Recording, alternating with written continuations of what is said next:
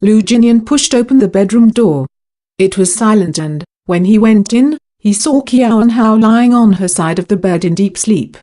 He walked over softly, not making any sound.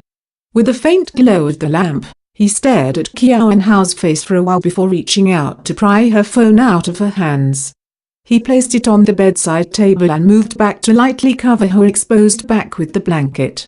Lu Jinian sat on the side of the bed for some time before reaching out to touch her face. With his thumb, he caressed her cheeks and under her eyes as though he was wiping away her tears. He gradually moved his hand up to her head, leaving it there silently.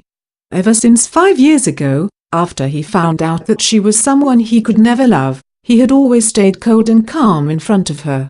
Even if he would lose control occasionally, he could quickly catch himself and hide his true feelings, not letting her find out that his love was the reason behind his rash actions. Other than his mother, she was the only one in the world he cared about.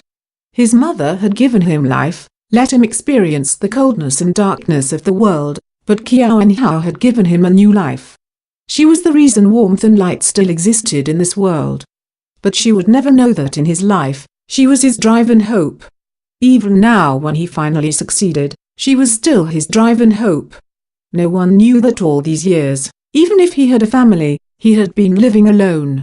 Even if he was constantly surrounded by people now, they would never know that deep inside, he was buried in loneliness. Ever since he was young, he had never asked for much, he only wanted her. But there were many things he couldn't get, and those included her. He once thought of fighting for her, but before he could even start, he had been disqualified. Soon after, she started avoiding him. It was a mystery to him why she had started avoiding him. Even to this day, he still wasn't clear why she had left his life. It was on one of the nights that Kshuo Jiamu had a gathering.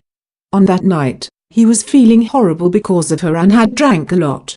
Intoxicated and muddled, he seemed to have seen her. His memory wasn't intact and he wasn't sure if it actually happened, but she had asked him something and he seemed to have replied. And when he came awake, she had no longer been around. He had asked Kshuo Jiamu of when she left and he said she'd left early, so he wasn't sure if their conversation had actually happened.